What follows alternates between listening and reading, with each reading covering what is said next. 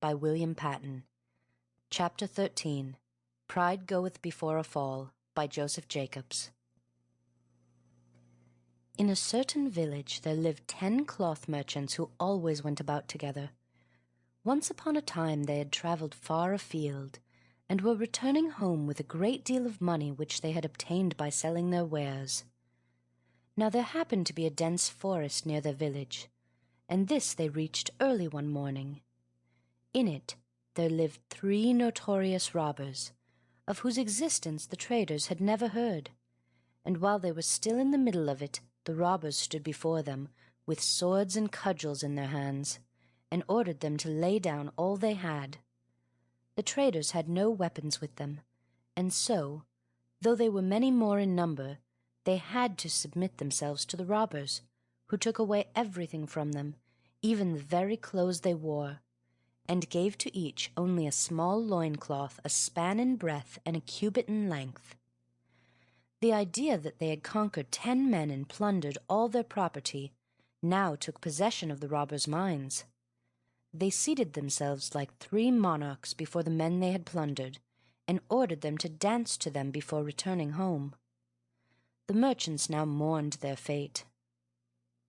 They had lost all they had, except their loincloth, and still the robbers were not satisfied, but ordered them to dance.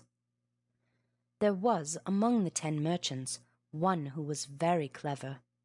He pondered over the calamity that had come upon him and his friends, the dance they would have to perform, and the magnificent manner in which the 3 robbers had seated themselves on the grass.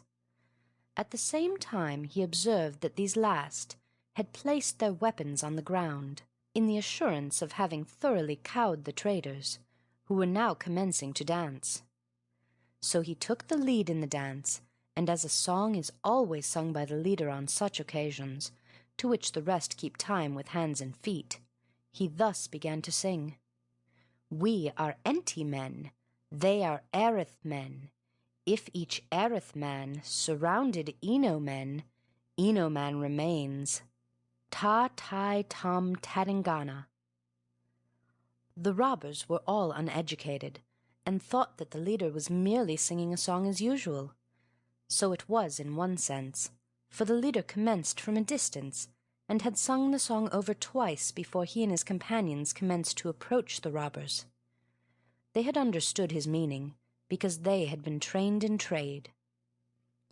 When 2 traders discuss the price of an article in the presence of a purchaser, they use a riddling sort of language. "What is the price of this cloth?" one trader will ask another. "Enti rupees," another will reply, meaning 10 rupees. Thus there is no possibility of the purchaser knowing what is meant unless he be acquainted with trade language. By the rules of this secret language, Erith means 3, Enti means 10, and Eno means 1. So the leader by his song meant to hint to his fellow traders that they were 10 men, the robbers only 3, that if 3 pounced upon each of the robbers, 9 of them could hold them down, while the remaining one bound the robbers' hands and feet.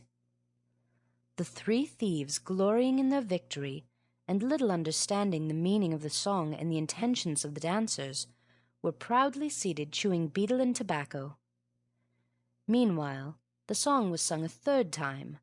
Ta tai tom had left the lips of the singer, and before Tadingana was out of them, the traders separated into parties of 3, and each party pounced upon a thief. The remaining one, the leader himself, tore up into long narrow strips a large piece of cloth, 6 cubits long, and tied the hands and feet of the robbers. These were entirely humbled now, and rolled on the ground like 3 bags of rice.